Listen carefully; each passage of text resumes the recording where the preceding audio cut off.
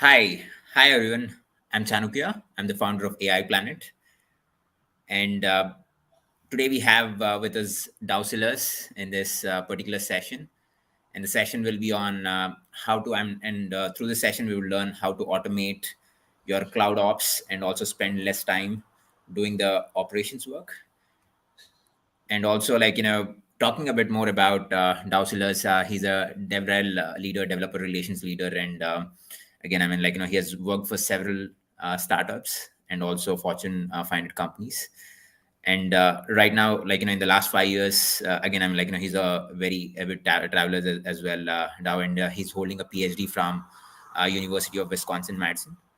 And again, probably I'll leave the floor to Dowsillers and probably walk us through the session. And this session is going to be quite interesting per se, because right now, if we look at it, we spend a lot of time doing a lot of manual and tedious tasks in terms of maintaining our cloud infrastructure, whereas probably as data scientists, we should be focusing on doing the concrete data science work than figuring out the missing puzzles on the infrastructure side. And that's where Dowsillers is going to throw more light on how we are going to optimize it to a significant extent. With that, I'll leave the floor to Dowsillers. Maybe it's all yours, Dowsillers, and probably I'll get back to you at the end of the session with questions. Great. Thank you so much Thank for you. joining. Yeah, thank you for having me, and thanks for the great introduction, Chanukya. I'm Doug Sillers, and let me just start sharing my screen here. Share my screen. Share screen. And we're just going to share the entire screen.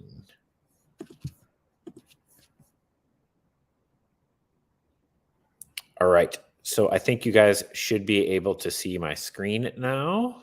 Oh, there we go. The beautiful infinite view. So if you guys have questions, I think we're going to do questions at the end. I am on just one monitor, so I won't see them unless somebody comes in and interrupts me, because I'm just going to go in and do my thing.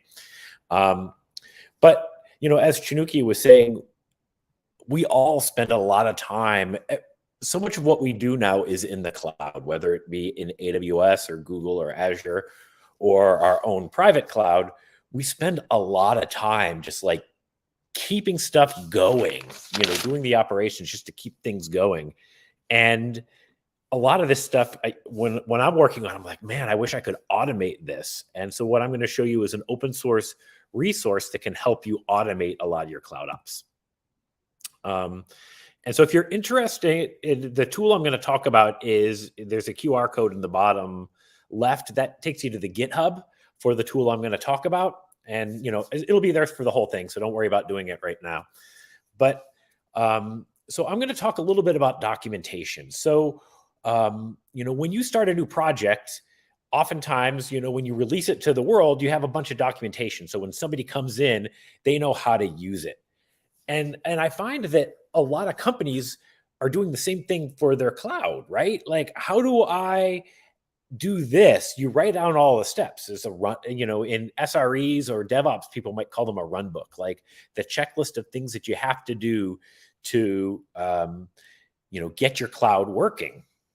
And, in the DevOps or the SRE, if that was what your job was, you would call it a run book or a checklist.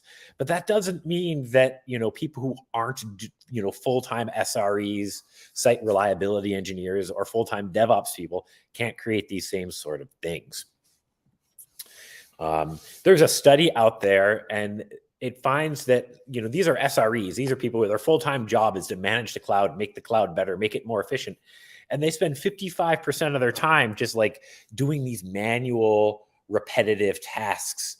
And there's even a term, they use the term toil, right? Because it's just like, oh, I've got to do that again. You start work and you open up your email and there's like 15 things you need to do before you can even start the stuff that you were gonna do that day. So I want to talk about this blog post that's down here at the bottom, the things I learned doing SRE for gambling websites. And so this guy, and we're going to talk through the things that he found when he had really good run books. And think about, if you're running a gambling website, like the whole idea of a gambling website is to take money from people, right? I mean, however you feel about gambling, like people are putting money into the website, and either they win or they lose, but lose. And so if the site is down, like, you're not making as much money. So it's really important that your site is always up, right? And that makes a lot of sense.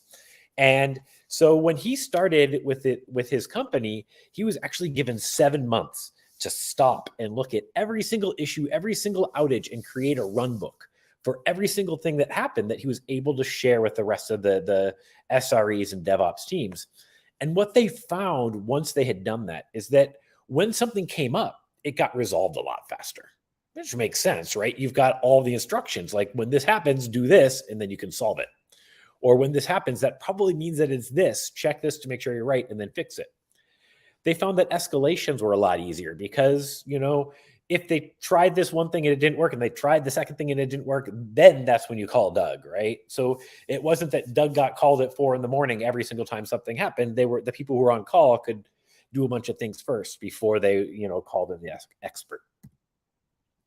They found that when they hired new people on their team, it was a lot easier to get them up to speed because, like, there were 1,700 RunBooks, right? They could go through, well, how does this work? Well, here's all the documentation that you need to figure it out. And then they could figure it out. And it made for better training, right? When somebody didn't understand something, here are the steps. Right? That makes it a lot easier to learn.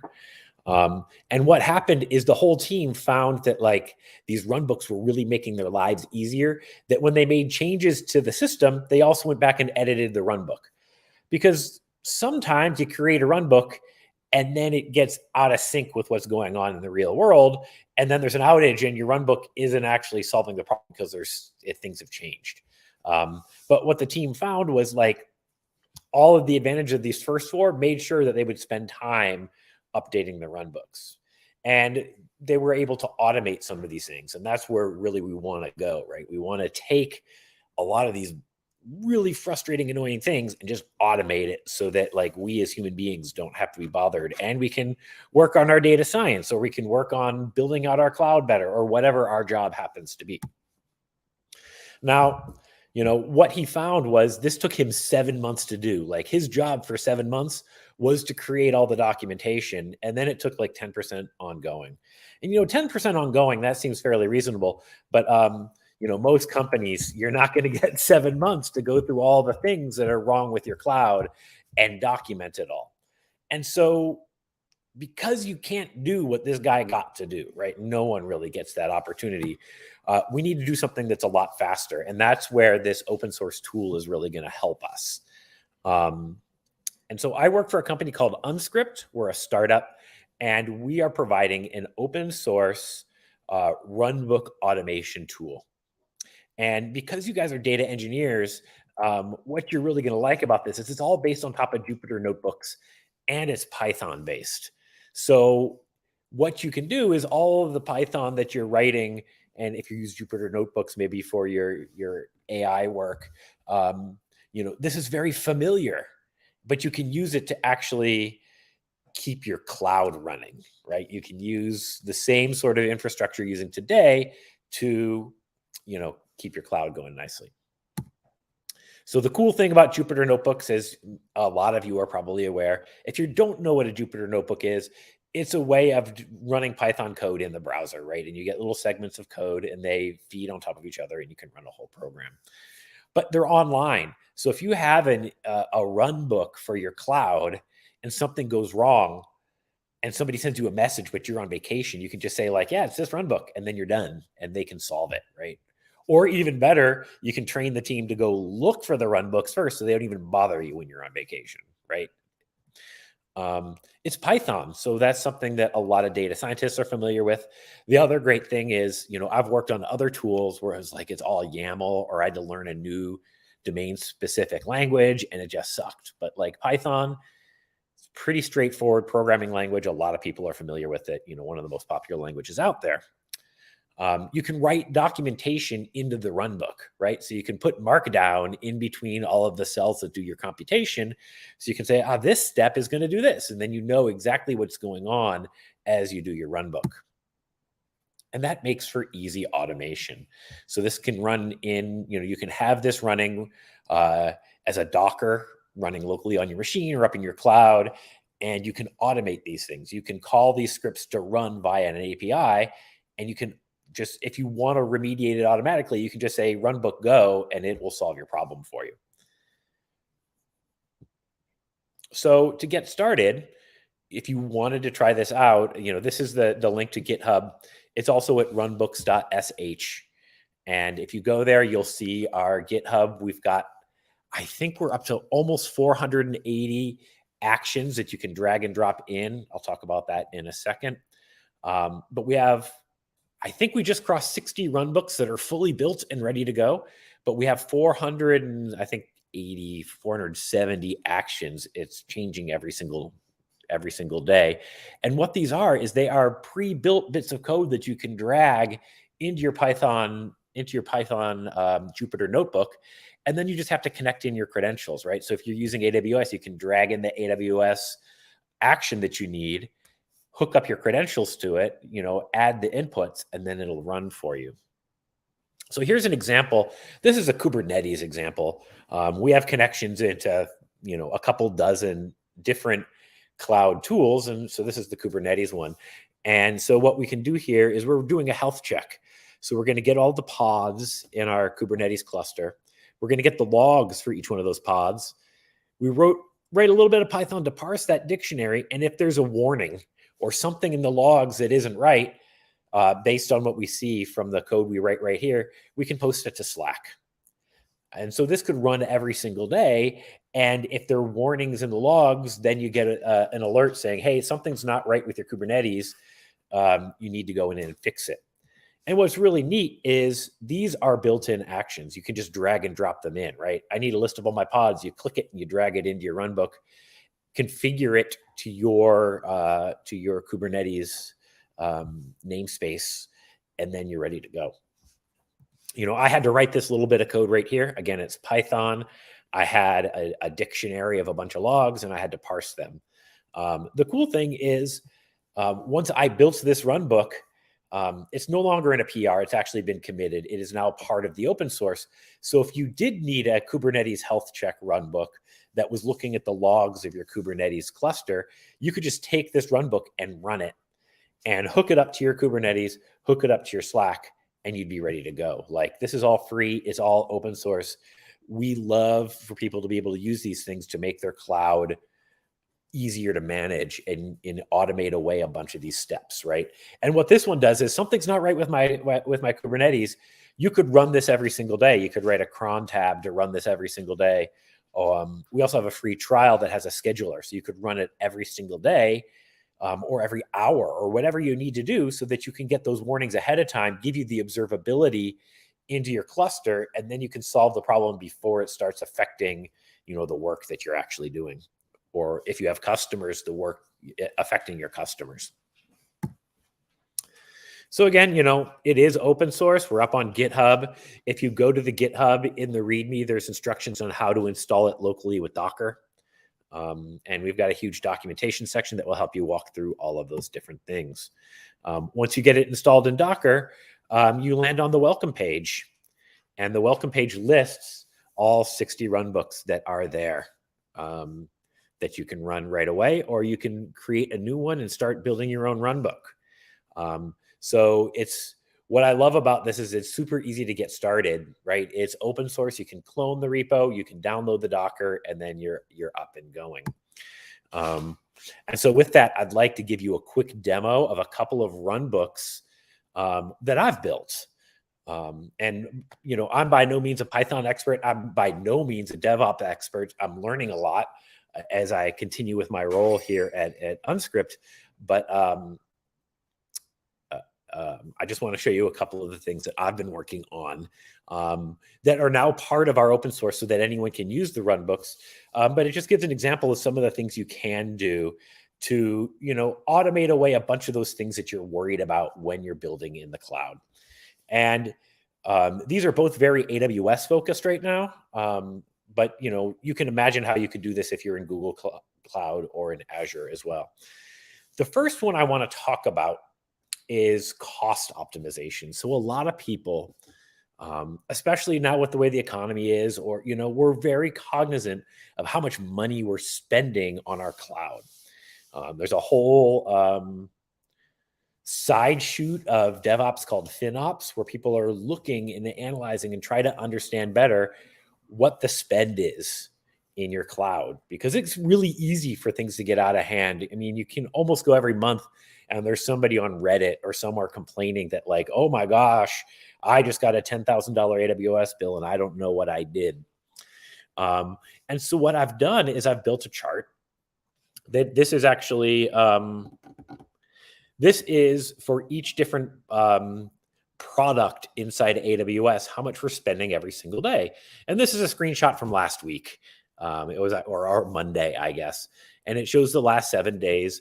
This is on a test account for AWS, but we're spending about $25 a day on EC2 instances, and then we have a whole bunch of stuff that we're spending under $10 a day on. And of course, there's a thing here. There are a lot of reds, so it's hard to know exactly which ones are which. But, this sort of fits what I know for my company's use of this AWS account. And, we're spending most of our money on EC2. But what's cool about this is, what I'm going to do now is I'm going to actually switch to here. And this is the RunBook. And so what it's going to do, there are a couple things that are happening here. Let me just go back to PowerPoint really quickly. AWS has this idea of a cost and usage report, and you can generate that report, and every single day, AWS dumps that into S3. And then what I'm doing is I have a script that's also part of our open source that takes that data from S3 and puts it into AWS Redshift. And so that runs every single day. And then 5 minutes later, I run this RunBook. And here's the RunBook. And so what I need is a secret ARN to get the secret. And then I create a SQL query. And this is the query I need. And the reason I am automating, the query is given to you by AWS, right? But what I'm doing inside this query is I'm going to open... let me take a step back. So this is what a RunBook looks like. You can have input parameters. So you can see I have input parameters. This is my Redshift cluster. This is the database.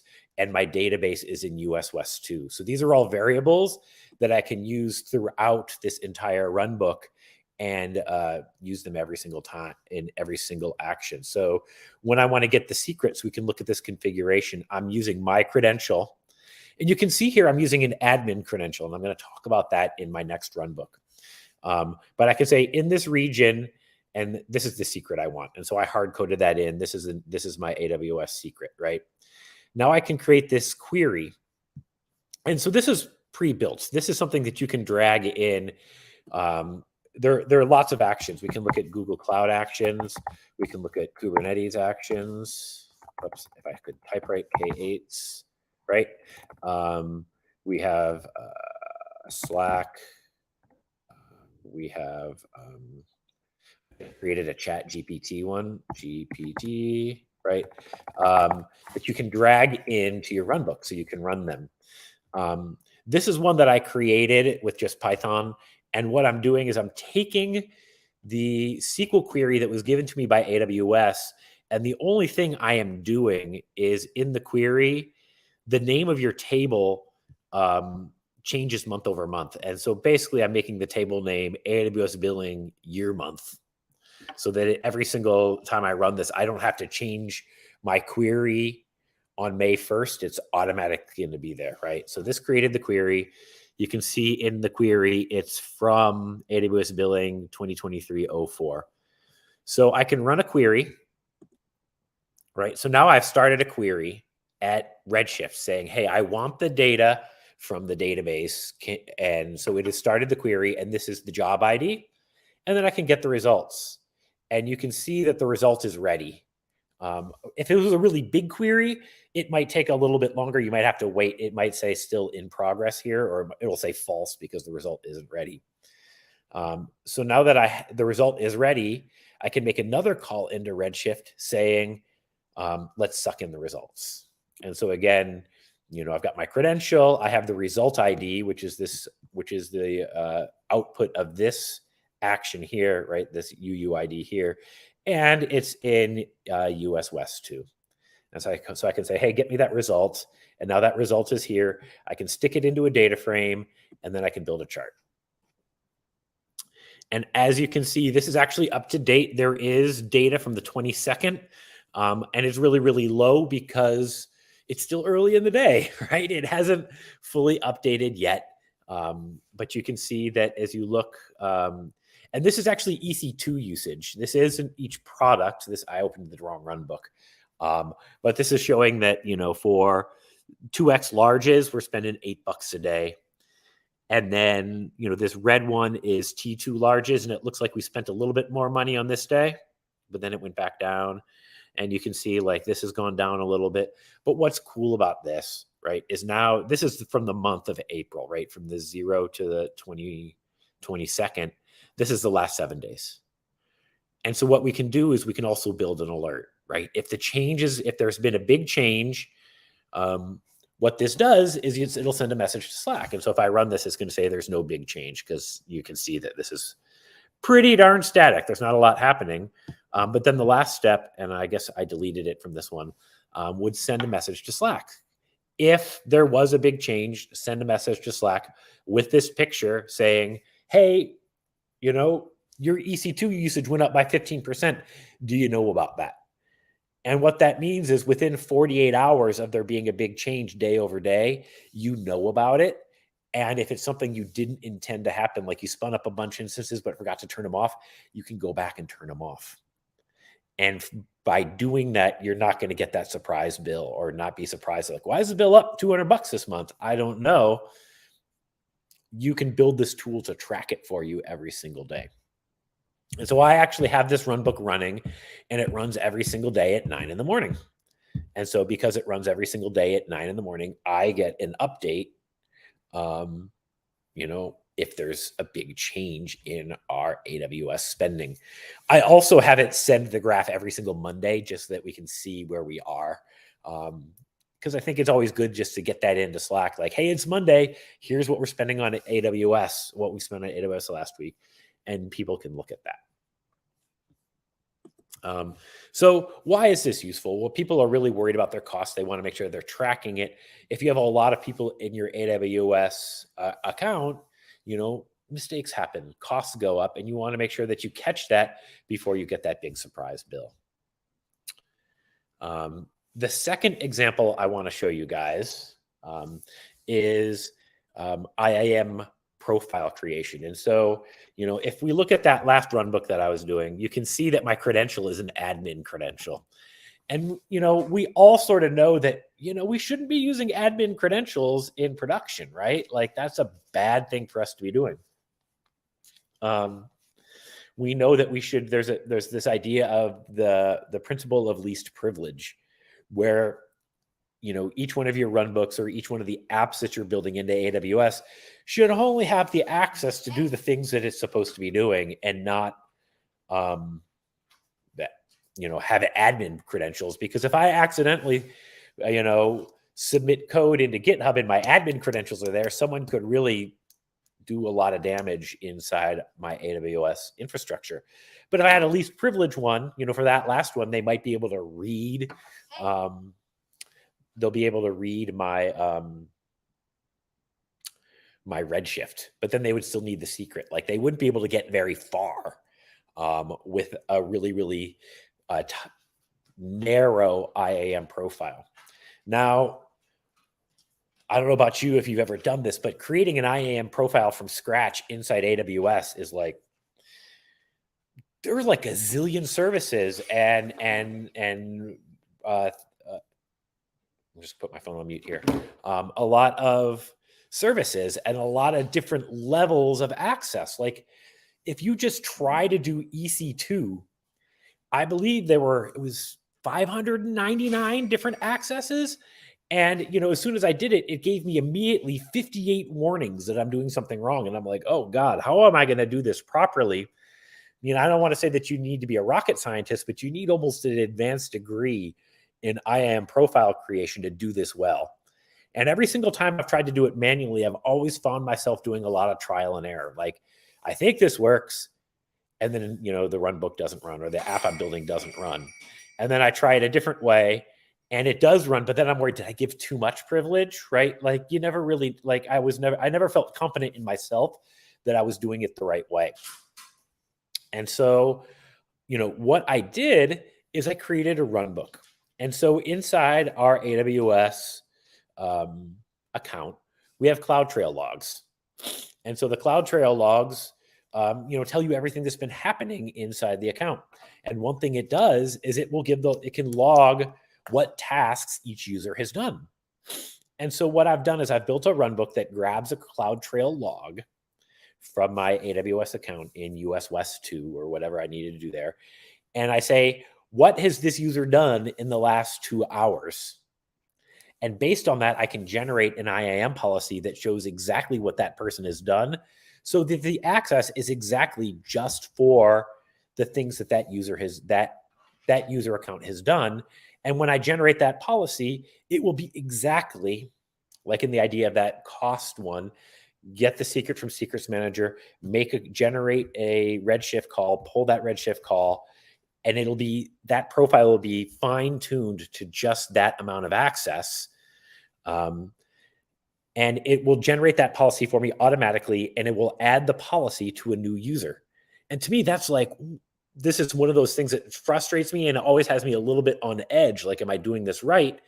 If I can have the computer generate this for me automatically in a matter of minutes, that just like simplifies my life to a huge amount. And so I just blogged about this at unscript.com. I think it published on Friday. But I want to show you this RunBook because I think it's actually really, really cool. And so we'll come back here to Chrome. And so, inside this RunBook, there's a big text section here that describes what we're doing, how it works, and then sort of like what you need to make it work. And there are a couple things that we need here. Is we need an admin IAM, because when you're adding and removing profiles and creating users, you need a pretty high level of access to do that. And then you need this reference IAM that did the work that you're going to read out of the CloudTrail logs. So if we look at the input parameters here, this is the CloudTrail that I want to use.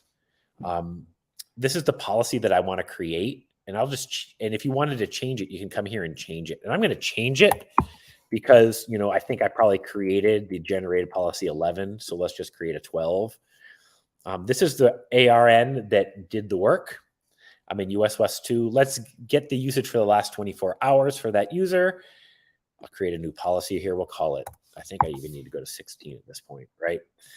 So what this is going to do is it's going to go through CloudTrail logs, create and see what this user has done over the last 24 hours in US West 2.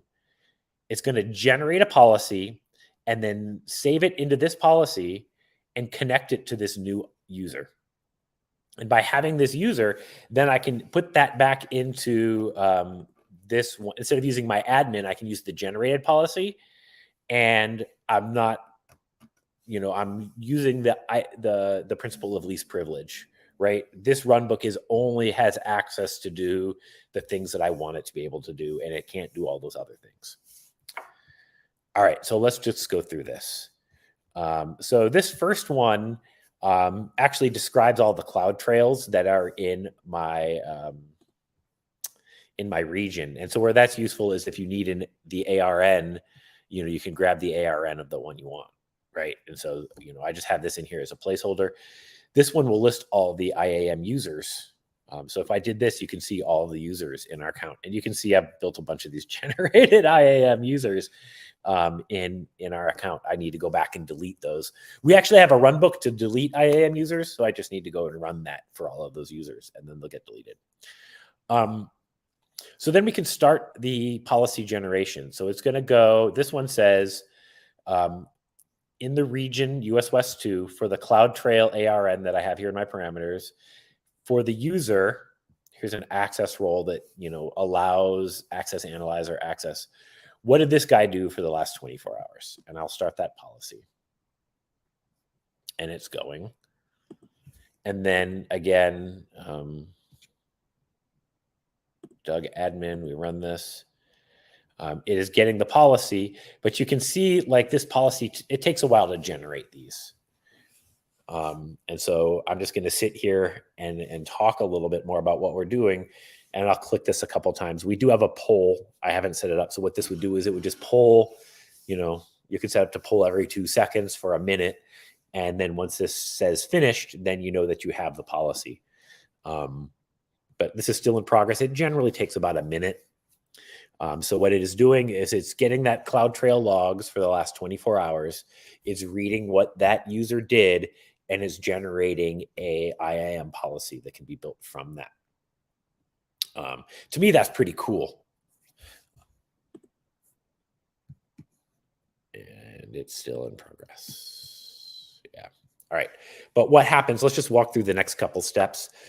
This one I just built just to show that it works. But what it'll do is it'll pull the output of this is a dictionary, and we can pull out the status that it has, that it's finished. Like if I do it right now, it'll probably say in progress, right? The next step is when you get the policy, there's a bunch of variables, and one of them is the account number. And so this is a action that you can actually just look for. You can look for account number. You know what? I haven't updated this one, but this is now in Unscript. But we can search for other things, AWS, EC2, right? We can see all of those. These are all the different actions you can drag in. I mean, we don't need this here, but you can add the credentials. You can add the AMI that you want to launch in what region, and this will actually launch an AMI once you have your credentials and the strings that you need in here. Or it could be a variable, like if you have an AMI defined earlier, you could put the variable in and it would just run. I'll just delete that because it doesn't really matter in this case. Let's see if this policy is ready to go yet. It succeeded. All right, so the policy is done. If I run this now, it says succeeded, right? So this one is getting my account number. I need that oh, that's throwing an error. Let me just fix that. I have found that sometimes you just need to. So that's the account number. I'm not going to show that. I don't even know if that's secret or not. But what we can do is we'll clean up our policy. What happened here? Oh, I changed something. So we're not going to get all the way there. I changed the way this outputs, and then I didn't fix it down here in this version. But what this would do is it would clean up the policy. Just see if I can look at it really quickly and solve it. Basically, I'm substituting stuff. 5. It's not getting.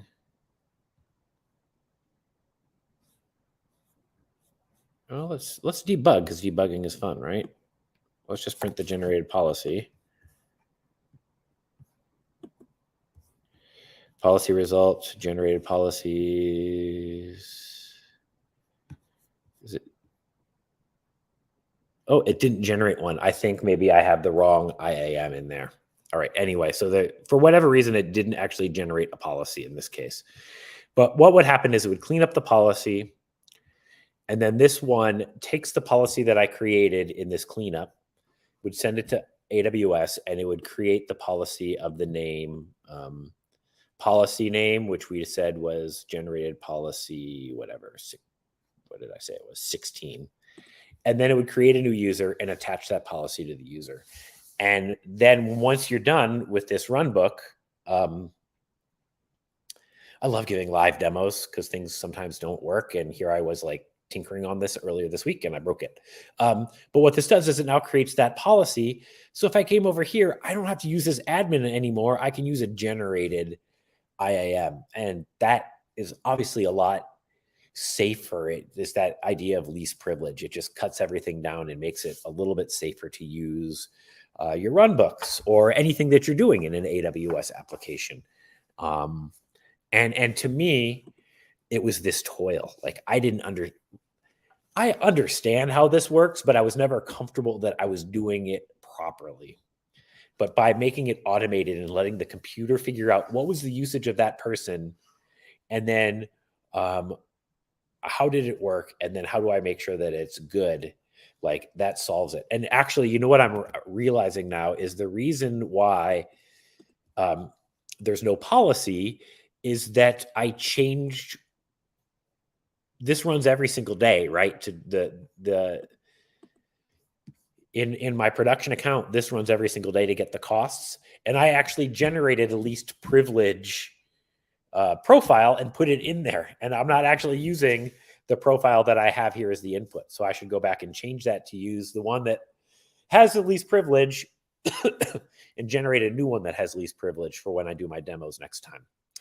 But what I actually did is I've run this RunBook and made everything more secure, but I didn't go back and change this ID to the new one that's running on that RunBook so that it would have CloudTrail logs. This IAM profile is no longer running that RunBook every day at 9 in the morning because I turned it off and I have a better profile doing it. So hopefully what has come out of this, and hopefully it was useful to you, is that RunBooks are like that internal documentation to really help you keep your cloud running smoothly, right? It helps you figure out what to do if there's an outage, if you're, it might find things that are happening earlier than you would, manually, or you have to wait till a customer tells you something's wrong. So by having good internal documentation, you can improve your outcomes. You can lower the mean time to response, right? If you know what's wrong and you know how to fix it, excuse me, you're going to fix it faster.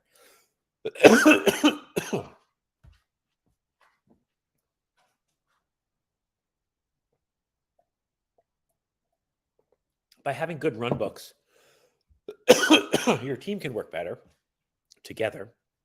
And by automating it, you can take away a lot of the pain that you're doing because you have to do things manually. That automation reduces a lot of that toil, like creating a least privilege IAM profile can be a pain in the bum. And so we don't want to have to do that. And we can auto create that. You could increase your observability, right? So the cost one is increasing your observability. You don't have to go into AWS. You're getting report every day if your costs have increased by a lot. You can then go back and fix it if you need to. And so where Unscript comes in is we've built this tool. It's open source. It runs in Docker locally. We have an enterprise version as well that has a bunch of bells and whistles like role-based access control and scheduling your RunBook so they can run every single day at 9 in the morning or whatever. And, hundreds of these automations are built in both in the open source and in the enterprise, the cloud version. There's a free trial on the cloud version as well if you're interested. But what I would encourage you to do is check us out. Here we are on GitHub, runbooks.sh. This is the QR code if you want to do it on your phone. Go give us a star and then come check us out later, right? We would love for you to come and have a conversation with you. We have a Slack channel if you have any questions about automating your cloud, or if you have issues with your cloud, maybe we can point you in the right way on how you might automate some of the issues that you're seeing. Tons of docs at unscript.com. This is the blog post about the guy who is running the gambling website and built like 1,700 RunBooks. And if you ever need to get a hold of me, I am still today on Twitter. We'll see how that goes. But it's just my first, last name. You can find me on LinkedIn. I'm pretty easy to find. I think I'm the only Doug Sillers on the internet. And so with that, I'd like to thank everybody for listening. And I'm going to head back to StreamYard. And if there are any questions, I'd be happy to take any questions. Yeah, Doug. Thanks. You bet. Yeah, I'm back. Yeah, thanks. No, thanks for the insightful discussion. I think it was quite resourceful. And also we have a few questions. Awesome. Probably I'll take them one by one. Again, so there is a question, by Vinny. So the question is, this is very nice. Can we run large models using Unscript? Has the team tried tuning on any of the large models like Stable Diffusion LLM, Dolly or Stable LM? And also, does it work in Azure and GCP? I think this is a long question, but Yeah, there are a lot of great questions there. And you know what I can do is I'm just going to go back to and share my screen here really quick. Yeah. Entire screen. All right. I have to pick which one. All right. So I'm going to come back here. So it does. So, we do have a bunch of Google Cloud actions as well, and you can drag those in and you can work in Google Cloud. I would say that today there are more AWS than there are Google Cloud than there are Azure, and it's definitely in that order. But one of our goals over the next month is to, I don't know if we'll get to exactly feature parity in a month, but we want to increase our Google Cloud and our Azure actions so that you can do those sorts of things in all of those different clouds. The other cool thing is, honestly, it's all Python. So this one is listing your Google Cloud buckets, but all you need to do is go into here. And if you're familiar with how, the Google Cloud API and the Google Cloud Python client, it's very easy to write your own. And, one thing that we're actually really big on is if you do write your own and you write something that doesn't exist for Google Cloud or for Azure, feel free to commit it back into our open source and we'll put it right up into the open source with a big thank you, right? Like it's all about sharing what we've learned and what we've designed to, make it easier for other people to do these things. In terms of like tuning, we're going infinite view there. I'll turn that off. Can you run large models using Unscript? So I think so. Like I haven't done that personally myself. I'll be completely honest, but I believe what you can do is, as long as there's an API, you can connect into it with Unscript and you can automate the steps that you need to do to, right. So if you have a bunch of steps that you need to do to, tune a model, you could create those steps, whatever the command is for Google Cloud to do those things, you can do them with the API inside Unscript and you can automate those steps. I'll admit, I personally have not done it, but it's possible to do. So it should work. Have I used Stable Diffusion? So I personally haven't. We just added the ChatGPT one last week. And so I haven't to be honest, I haven't used ChatGPT inside Unscript yet. I mean, I've used it a bunch, in the browser, but one of my goals is to build some runbooks where we can use ChatGPT inside the runbook. So you can see how AI might help you in your automations.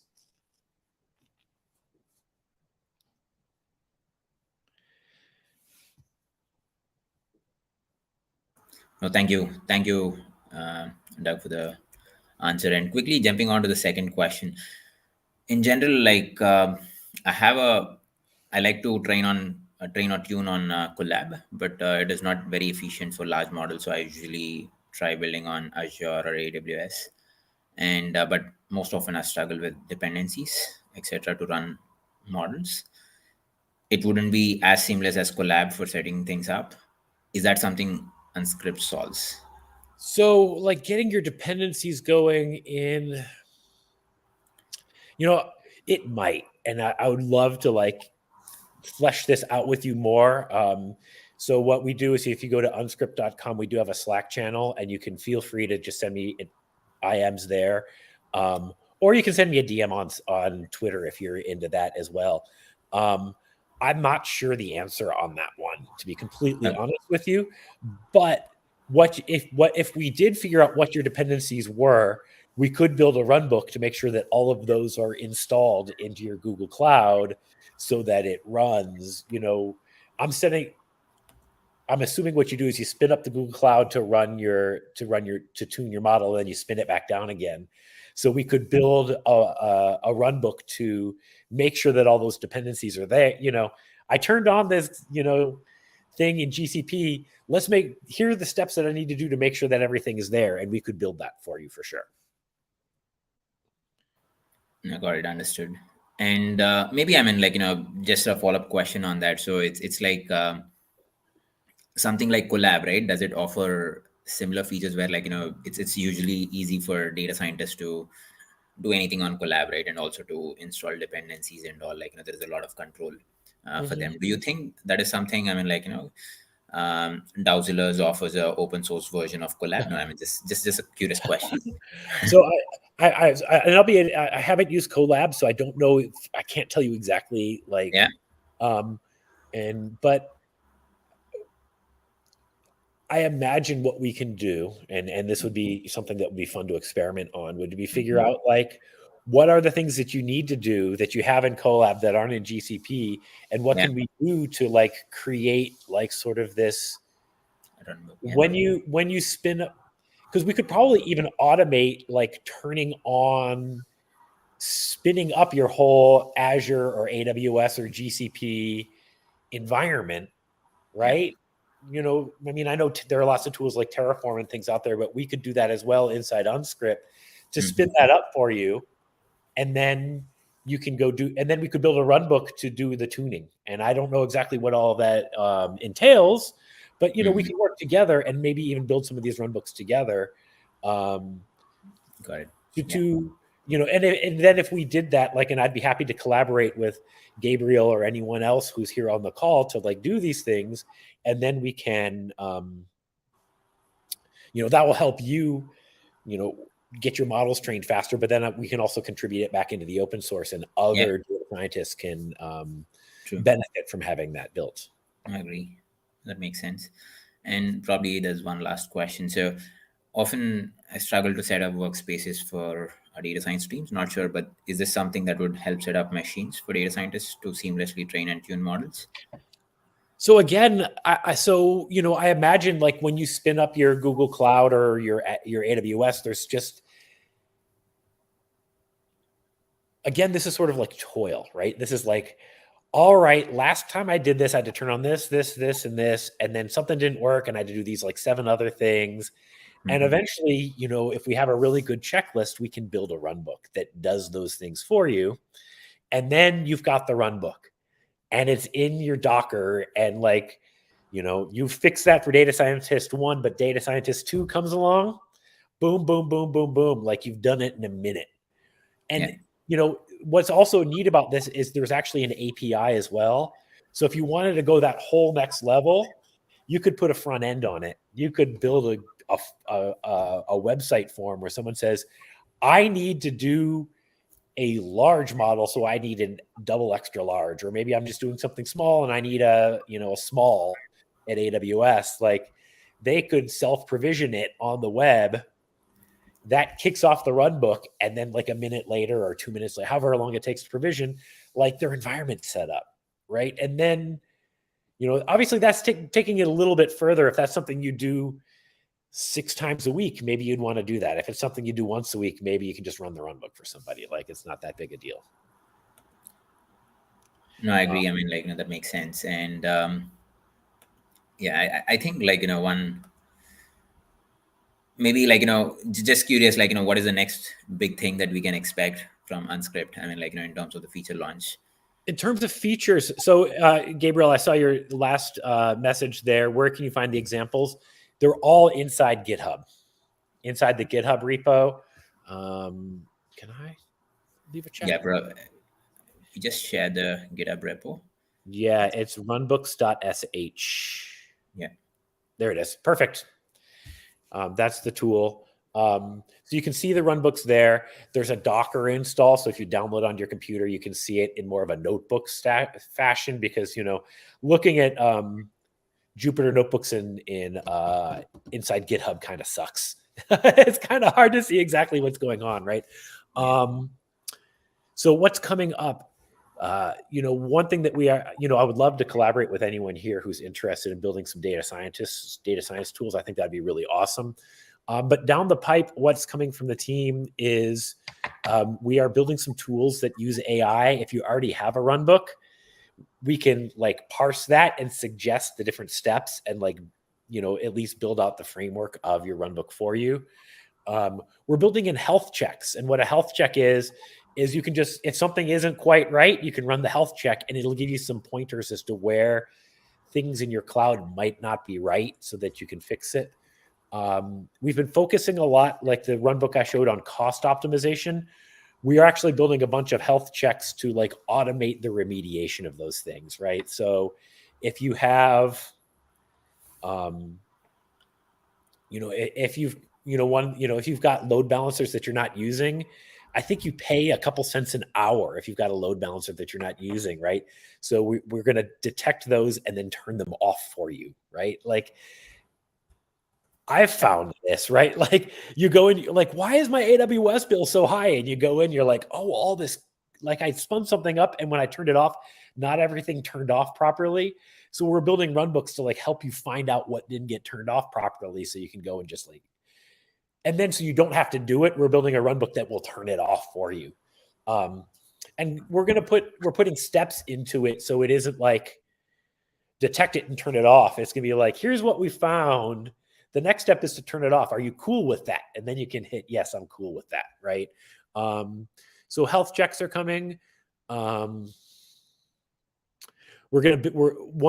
on my side of the team. We're really working on just getting a lot more of that Google Cloud, that Azure, and some of the other tools that some of our customers are asking for. Like, can I do this with Kubernetes? Yes, you can. Here's how you can do it, and we'll build those actions, and so that they're in the open source tool. Thank you so much. I think this is super helpful, and I'm looking forward to the new things as well at Unscript. And thanks a lot for the session. I really appreciate your time. Thank you so much. Thank you guys so much. Thanks for coming out on a Saturday. Like, that's always great to see so many people out on a Saturday, interested in learning more about this. So thank you for having me, Chanukya. And feel free to reach out, give us a star on the GitHub, hit me up on Slack or on Twitter if you have further questions. Sure, absolutely. Thank you. Take care. Yeah. Thank you.